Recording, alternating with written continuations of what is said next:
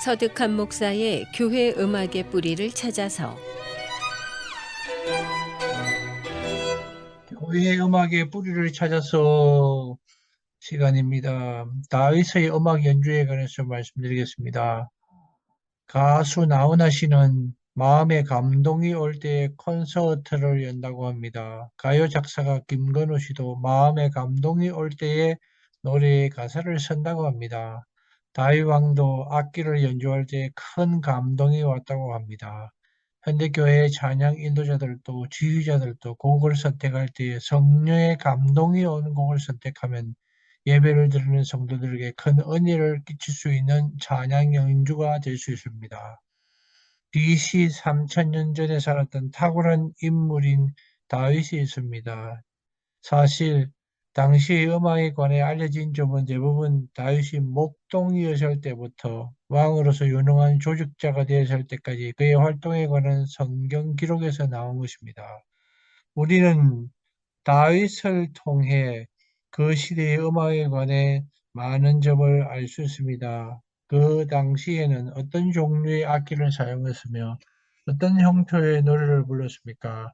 다윗의 삶에서 더 나아가 이스라엘 나라에서 어떤 역할을 했습니까? 노래 가사를 소리내어 읽다 보면 종종 그 멜로디가 떠오릅니다. 성경에는 노래 가사가 많이 들어있는데 안타깝게도 그 곡조는 알려져 있지 않습니다. 하지만 분명 아름답고 웅장했을 것입니다. 시편에 수록된 시들은 악보가 없는 시대입니다. 매우 높은 매우 낮은 음인 것을 볼 때에 매우 아름다운 곡조였을 것입니다. 성경은 악기에 관해 간단하게만 언급합니다. 하프를 사용했는지 알려주지 않습니다. 하지만 이스라엘 사람들이 나무로 된 희귀하고 값진 수금을 포함하여 여러 가지 악기를 발명했다는 사실은 유의할 만합니다.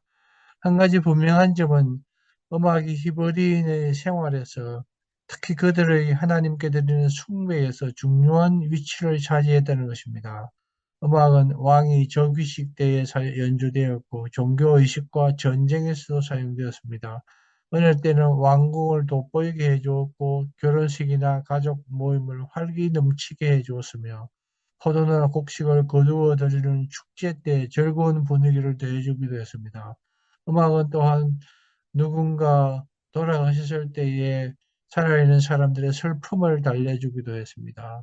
이스라엘에서 음악은 다른 역할도 했습니다. 음악은 정신을 가다듬게 하고 예언자들의 영적인 일을 위해 마음을 준비하게 해 주는 것으로 여겨졌습니다. 엘리사는 현악기 연주 소리가 났을 때에 하나님의 영감을 받았습니다.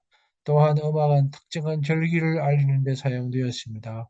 신월이나 축제날이 되면 두 개의 나팔을 불어 그날을 알렸습니다.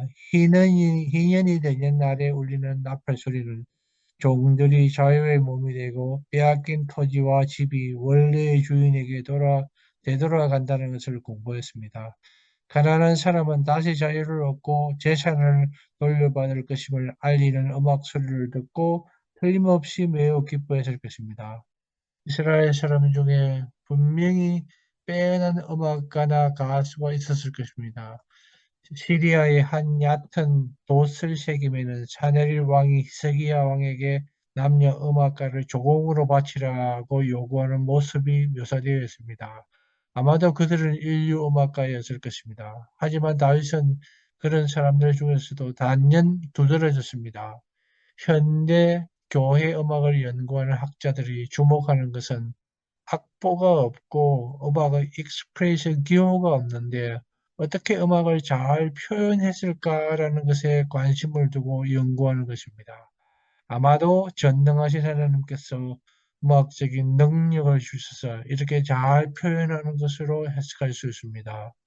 현대 교회에서도 교회 음악은 감사절, 성탄절, 교회 창립일, 교회 부흥회 등 모든 행사와 절기에도 사용되고 있습니다.